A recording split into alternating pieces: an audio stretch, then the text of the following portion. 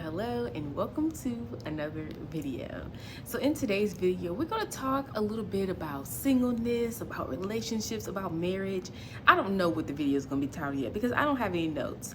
So I really don't know what we're going to talk about. But I realized that there is a grace on this moment. There's a grace on these moments to really help you to step into something new.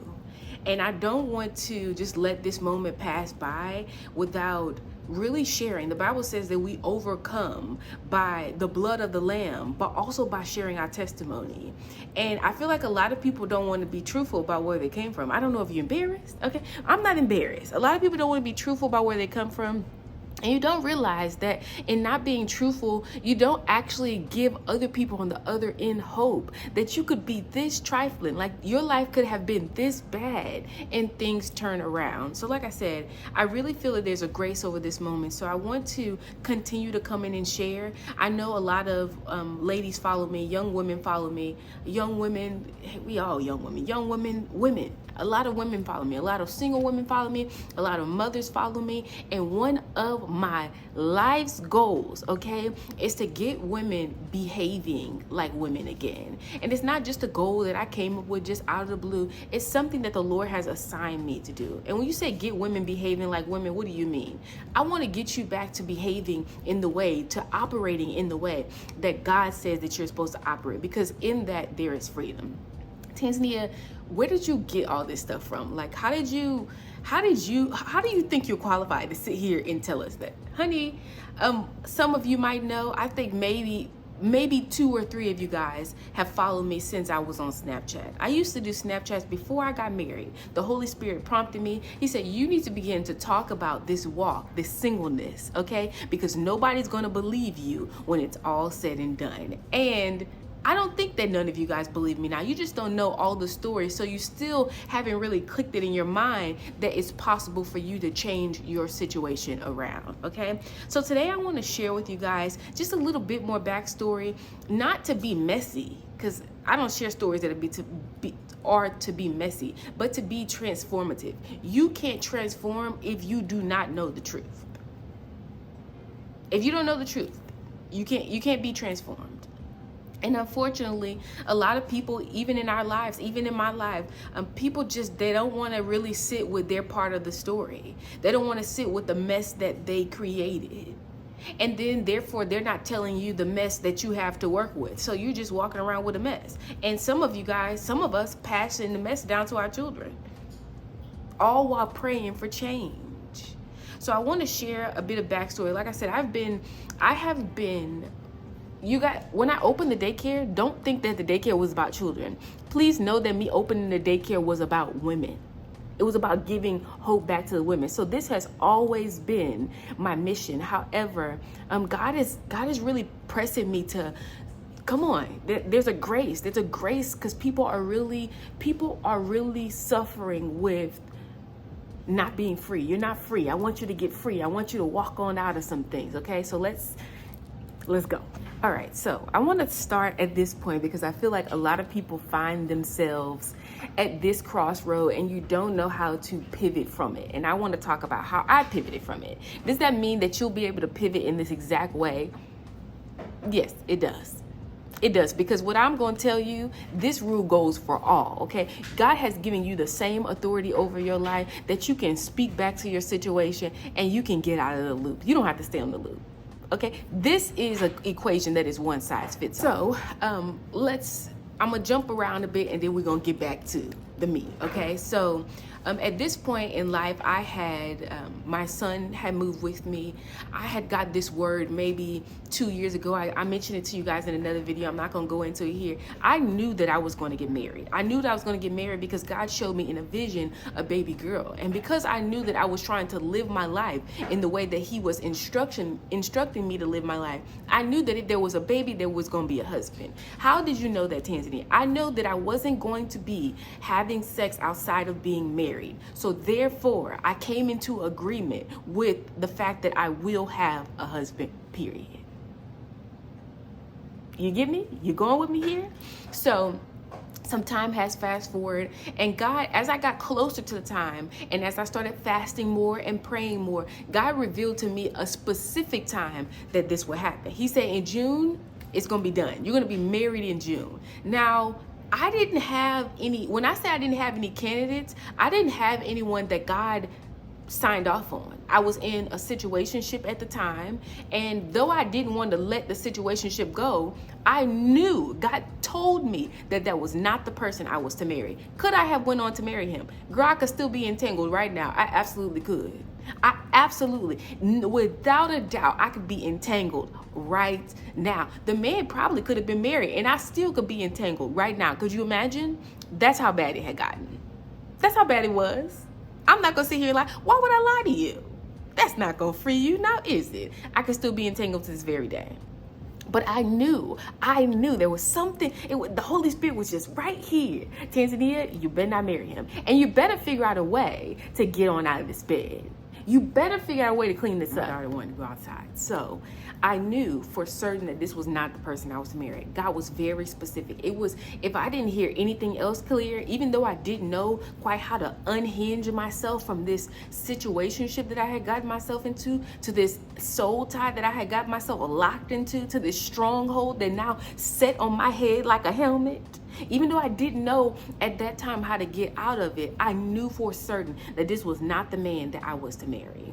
So I still was wondering. I was still halfway in the relationship, halfway asking God what I should do, and then half of me was still wondering. Could you imagine?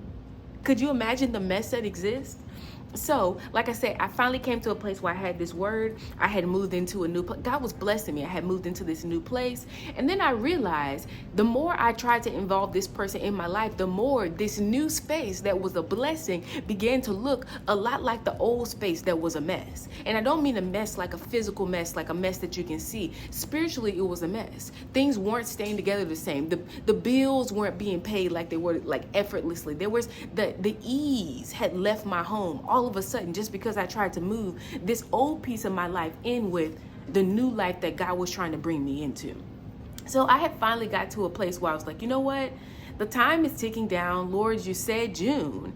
I know this isn't the person. I'm going to drop this all together. And a lot of things happened for me to drop it all together. It wasn't just me.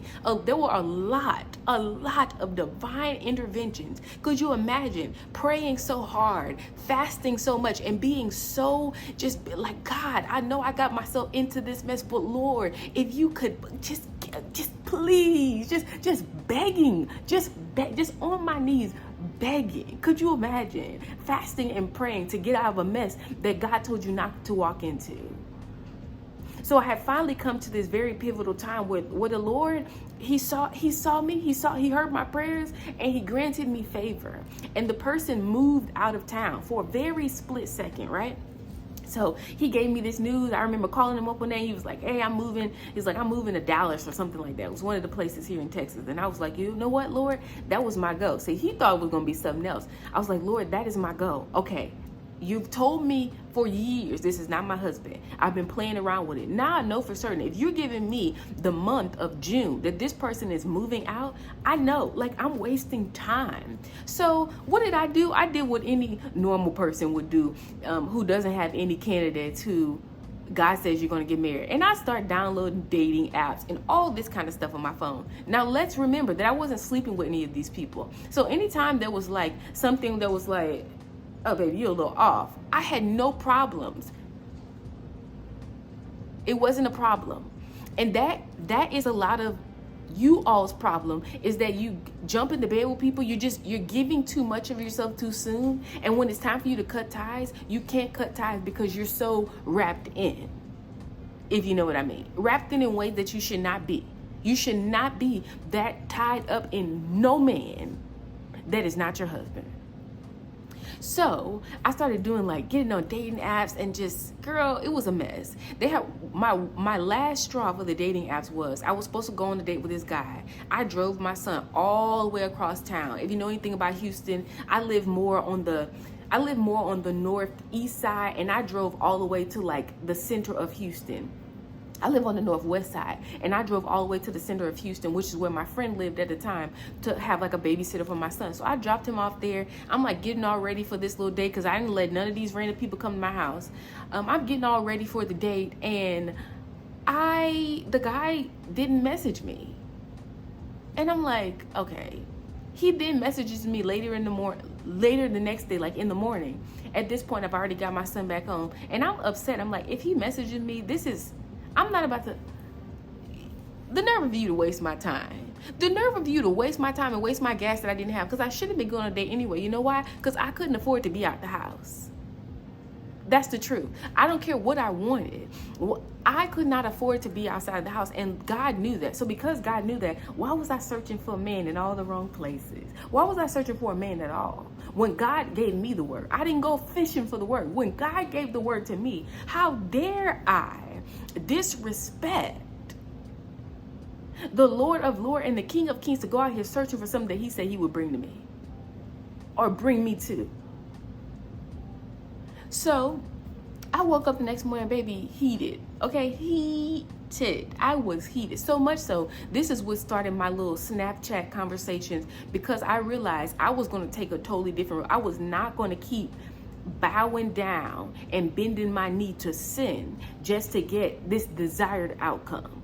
So I was like, you know what? The man texted me the next day, and I said, you don't even have to, I blocked him. You don't even have to worry about it. He told me somebody ended up dying. He was lying. Tell me somebody ended up, can you imagine a lying on somebody's life? Instead of telling the truth, I was like, you know what? Don't even worry about it. So from that, I deleted all those little apps off my phone. And I'm not saying love can't come through an app. I'm not saying that. All I'm saying was I took them off of my phone. Remember this, at the time, I'm still working at the job that I told you that I met my husband at. So I'm going to work. That is the only thing really that I'm faithful to, is getting up early in the morning and going to work. And I'm excelling there on the job. So I'm stewarding that part of my life well, but I realized that there's this area of my life that God told me I would get something and I don't have it. So what's the next thing you start doing? I started looking back in my childhood. Who did I used to talk to? Who wanted to talk to me, but I was so busy talking to him that I couldn't talk to? So I ended up stumbling up on homeboy. I'm gonna call him homeboy. He wanted to date me back when I had like my first boyfriend, right? And I was so silly that I didn't want to date the man. And who knows? Things could have went different. I don't know.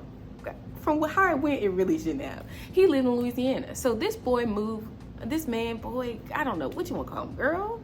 He moved down here to Houston. Mind you, I have this new apartment. Remember, I'm still in an entangled relationship. So I'm kind of ready to move on, but I'm not really ready to move on. Like, I'm ready to move on because I know this isn't him, but I'm not really ready to let go of all that comes with that relationship, which was nothing. So I'm so confused. It's definitely a stronghold. That's what strongholds are. You think you're getting something and really you're getting nothing. I was getting nothing. He was ruining my life. And I was letting him. I was opening up the door. As a matter of fact, it wasn't even I was opening up the door. I had the door open, like it wasn't closed at all. I closed the door at no point in time for sin. I just left it open. And you know what? Over leaving it open, I just started to stand at the door and say, come on in. That's what I started to do. All while asking God to bring to pass this thing that he said he was going to bring to pass. So I ended up reaching out to homeboy. I don't know, somehow we connected on Facebook. Or Facebook be the devil half the time. We connected on Facebook, and I was like, you know what? Okay, cool. Move on down here. Rule number 1, wrong. Why you moving anybody into your house? Why are you trying to shack up? No, it's a no. I know you think that it's right because, I do need help paying my bills, but it's wrong. Even it's wrong, guess what it's going to do? It's going to yield the same type of fruit that you say that you didn't want. You didn't like the way that fruit tastes, so stop doing the same thing. I can only say that because I've been there. So I moved this man in my house. Girl, 1 week turned to 2 week turned to getting on my nerves. He didn't have a job. He didn't even, it was bad. But you know what? It wasn't worse than the entanglement that I was in. And that part really began to shape my perspective. It showed me that money means nothing, that status means nothing, that age means nothing. I began to see a new world. I began to see that, you know what? I could have a better man than the one that I actually don't even have. This man belongs to somebody else. I could have a better relationship with it. That's what moving that man into my house showed me, that I could do better than the entanglement that I was in. So I think he stayed there for maybe 2 weeks. Girl, I was so serious about not going back. I said, I'm sorry, my sister is moving out. She had got her a new apartment, and I had already told myself and I already had a conversation with the Lord. Lord, I know this is wrong, and I know I'm the one who brought this man into my house, but I'm going to do the right thing, and I'm going to send him on his happy little way. So I told him, my sister leaves on Friday. She's moving out, and you need to get out. And he begged. And when I tell you, nothing in me moved. But I want to tell you this, because for the 2 weeks that he was in my house, I was in hell. I had 2 relationships that I was trying to decipher which one was the one that I should stick with, but they both were wrong. They both were bad. I was going about both of the relationships the wrong way. And let me tell you, when I finally got into a relationship with the other guy, I don't even know if you call it a relationship. It was like, girl, testing the waters that I shouldn't have been testing. I finally got into that relationship, the other person, the entanglement, then all of a sudden wants to make things serious. And I'm thinking like, oh my God, yes, finally, this is going to be serious. We're finally going to get married. I mean, and we're talking like 7 years. Like we have been entangled for a long time. We're talking a long time. So I'm like, you know what? Finally, this is going to be the moment. I'm just, he's finally going to be serious. He sees that I'm going to move on. And it's really manipulation. Come on, witchcraft. It's really manipulation. It's really trying to manipulate situations and outcomes. And I thought I did not move on in manipulating him, but I did stay talking to this person and letting him know about it, because I thought he would change his mind about me, and he did not. He fooled me. So he actually, and I'm just being honest here, he actually played a role in me moving the man out of my house, because I thought maybe he would do better. Girl, I moved him out of the house. He changed for one day and went straight back to the same story, the same saga that I had been living. And I was just so tired. You ever been so tired? That's why I can come on this camera and I know what a sick and tired woman feels like. Baby, I was tired. I got so tired to the point where I broke down, and I'm like, Lord, just strip it away. And that's when he moved away. That's when I got that window of time. That's when I got that opportunity, and he just moved away. And instead of me clinging on to him, and instead of me saying, you know what, I'll move to Dallas too, just doing silly things, instead of me trying to remain connected, you know what I said? I said, count it all joy. I'm going to count it all joy. I'm going to count it all joy. It just wasn't for me. And all those 7 years of foolishness, it finally came to a head of, you know what? It just wasn't for me. It just began to make sense. I had to keep pressing in, though. I had to keep praying. I was praying and fasting and praying like nobody's business, because I realized that what I was doing was going to ruin my life. And not just ruining my life, but Kennedy wasn't born at the time. I had Kylan, my son. I was going to ruin his life. That man didn't care nothing about us. And I say us, he didn't care about me. And because he didn't care about me, he didn't care about the well-being of my child. He didn't even care about the well-being of his own child. He didn't even care about himself. Just like when I was living in sin, I didn't care about myself. And then I didn't care about the people that looked up to me, that were going to lean on me, who needed help. I didn't care. But I messed around. And God divinely intervened. And I began to just see, this is not the way that I need to live my life. And I will tell you, it was rocky. Like I said, them 2 weeks that man was in my house, 2 weeks that homeboy was in my house was hell. I mean, I was distraught at work. I remember asking the secretary at work. I mean, we had a little relationship, she and I. Like, we were cordial, right? We worked together. I used to do the catering, and I was the only catering person, so we had to work alongside of each other a lot. So, we would have a little healthy dialogue. And she was telling me, like, you'll figure out which one is right. Because I had got to a place where I'm like, should I choose him or should I choose him? Girl, I shouldn't have chose either one. Neither one of them were good for me. But the enemy would have me to believe that this was as good as the option was going to get, because my time was running out. June was around the corner. I mean, we were probably like in spring at this point. Maybe it was the top of the year. Maybe it was I think it was the end of the year, because I definitely spent Christmas alone. But time was winding down. In my mind, I'm thinking, if I'm gonna get married in June, I would need to have dated this person. I need to know this person. Like, how is this all gonna work? That was in my mind. But God had different plans. You know what? My husband was there all along. He actually watched this entire process. He watched me breaking down over random men. He got to a place where, when I used to come in the kitchen, he would ask me, this was nothing but the Lord, because my husband is not this type of person. He would ask me, you still talking to X, Y, and Z? And he was talking about the entanglement. He would say that. He would say, you still talking to X, Y, and Z? And I'd be like, yeah. And he would be like, okay. And he would move on.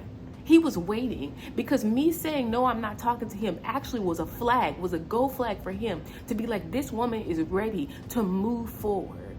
But some of you guys are still, you got one foot in and one foot out. And I know what it feels like, because I was there. I had one foot in and one foot out. And what it really was 1 foot in belief, 1 foot in believing that God could really turn this a lot around, could really turn my life around, could really do what he said that he was going to do in such a short amount of time. I had 1 foot there and then 1 foot in. This is not possible.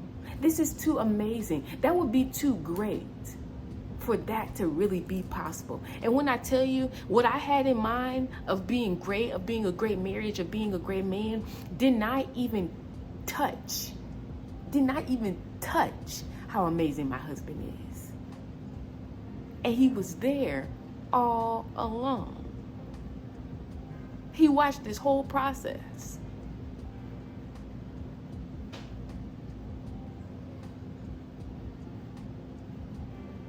So Tanzania, why did you tell us all your business like that? And why did you tell us all your business like that? Because I want you to believe. I want you to believe. I want you to believe that it's possible. Because if you do not believe it, you will not get it. I told this to my mom the other day.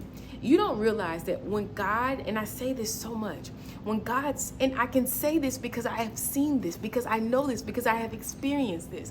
When God speaks a word, if somebody reveals to you something that God has said about you, right? If you got a prophetic word, if God gave the word directly to you, God says that it is. It is so much. The word that God speaks is much in existence as today is for yesterday. The word that is spoken about your life, it exists. You just, remember I talked about time. You just haven't got a chance to experience because we're not in the time. The time hasn't come for the word to come to pass, but the time will come. But what you do with the time that is now will determine if you see the thing that you saw in the time or that the other person saw in the time. But it is as true. If God has spoken a word to you, it is as true as today, as today was yesterday. Just because I didn't experience yesterday, God did. So he could tell me everything about today because he has already experienced it. He doesn't live in time. Do you understand that?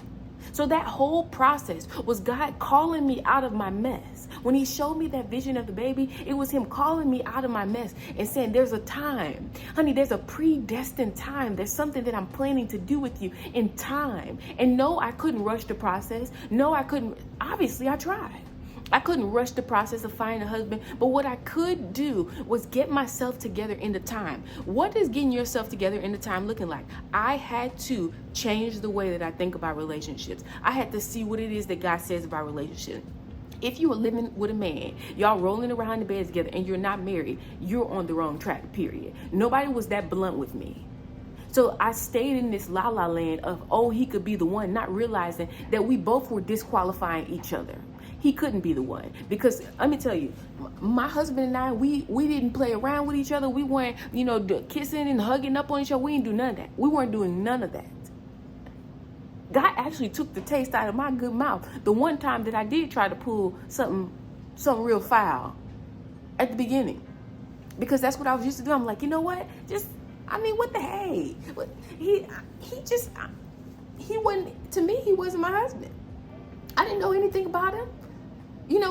We're kind of just like, I guess, work friends.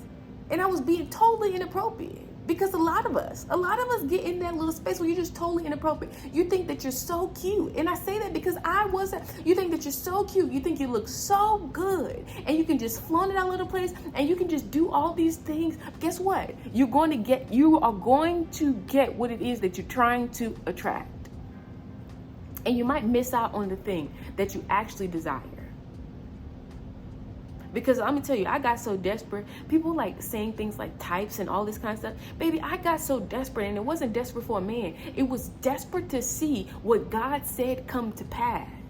I got so desperate, I didn't care what the person looked like. It did not matter. It doesn't matter now.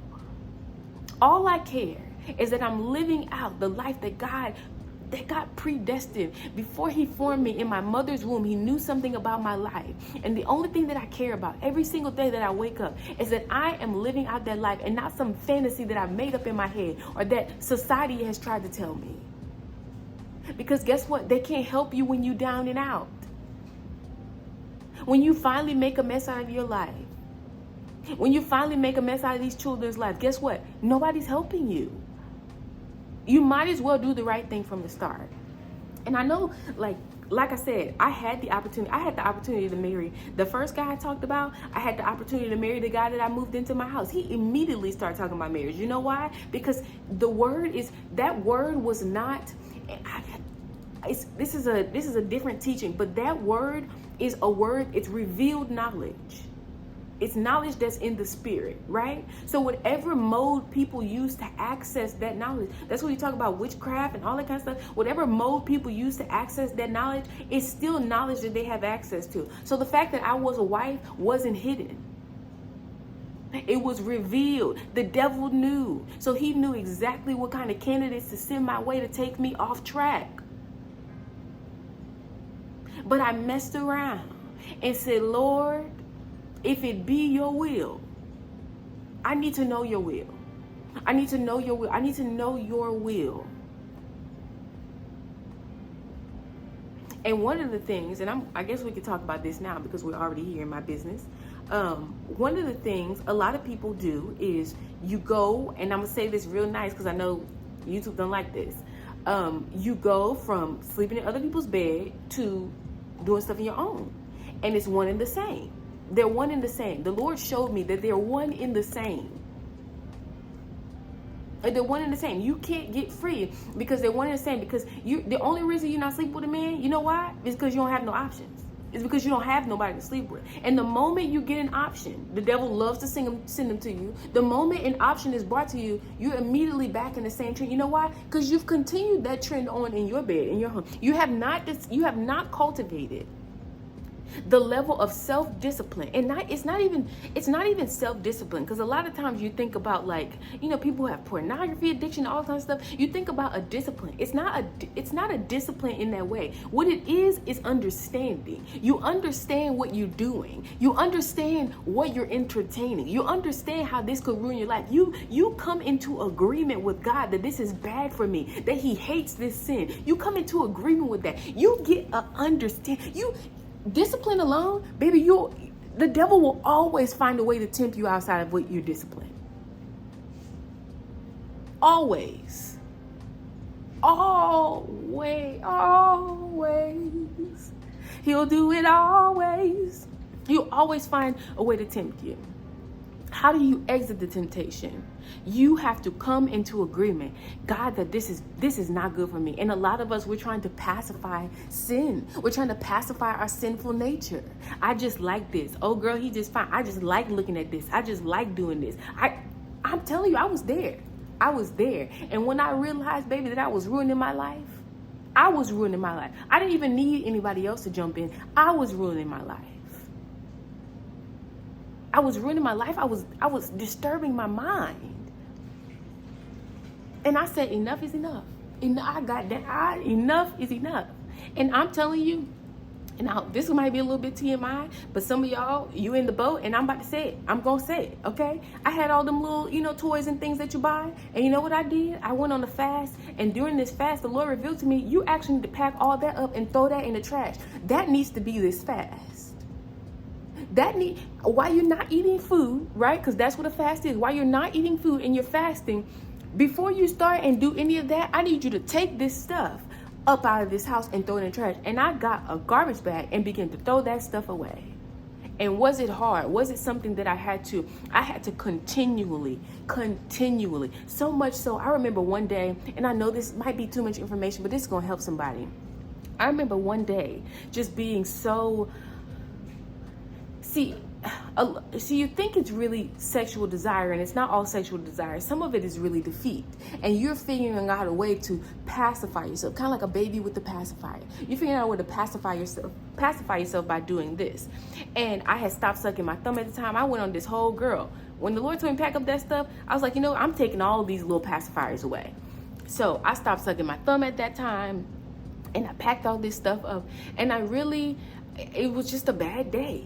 It was a bad day. And I remember just the desire just rising up inside and just kind of resting on me. Like, if you do this, nobody's here.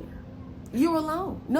Who's going to know? No one's going to know that this is what you do. Even if you're preaching one thing, because remember at the time I had the Snapchat thing going, and I was talking to all these women about how to stay, celibate and how to be single and how to seek after God. Nobody's going to know if you live foul on the side. And God stopped there right there.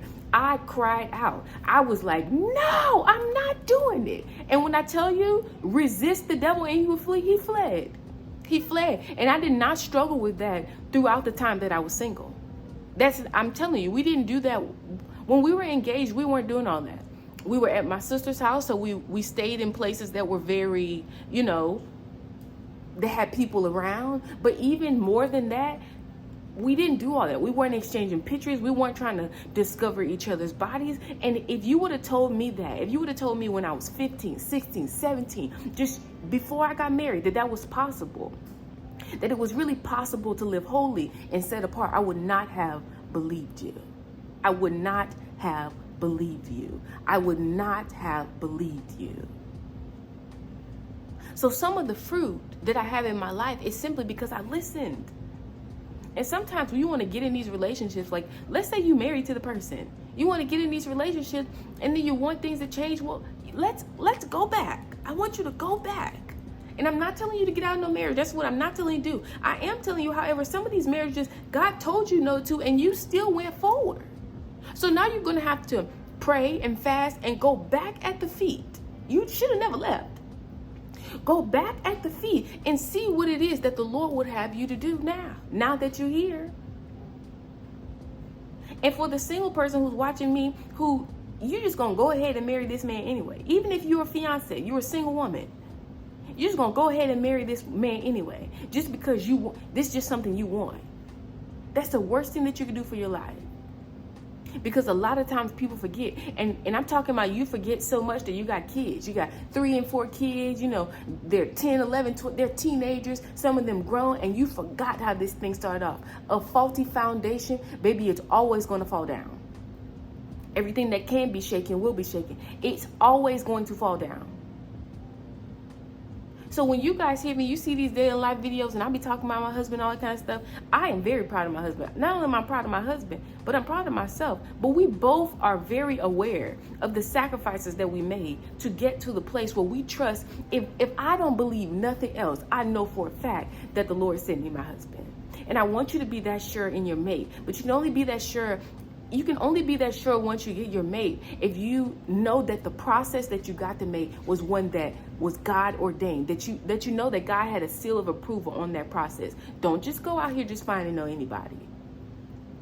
Don't just go out here sleeping with people and then you just want to pop a ring on your finger and you're married. Don't do it. It'll end the same way every single time.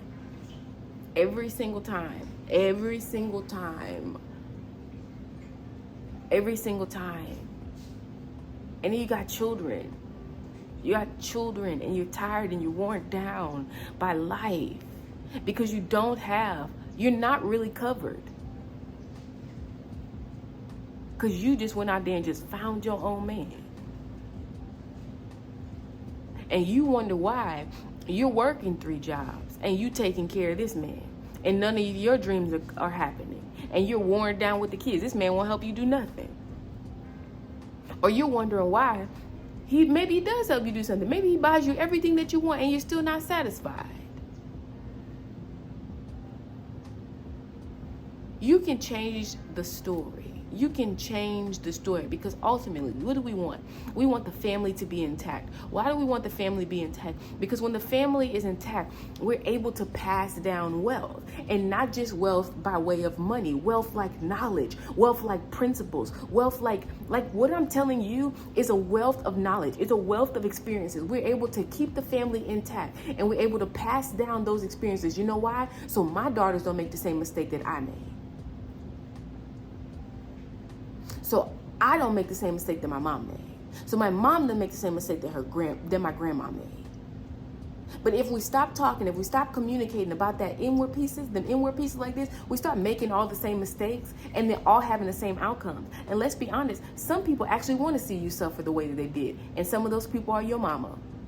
Some of those people are your parents. Some of them actually, that you caused them so much hell when you were growing up, and they never realized that the hell that you caused them was actually because the hell that was inside of them. They didn't realize that you were a mirror to their lives, and they are glad that you're failing. Could you imagine that? But that does exist. But how can I be sure, Tanzania? Baby, root yourself up in the Word of God. Lean not unto your own understanding, but in all your ways acknowledge him, and he will direct your path. He will. He won't go against his word. He will direct your path. I hope this video was helpful. I hope I didn't go too much into my business, even though I really don't care. Nothing to be ashamed of. We'll have more. You can't believe that there's more where that came from. There's more where that came from. So, as always, if you have a question, ask a question, and I'll see you in the next video.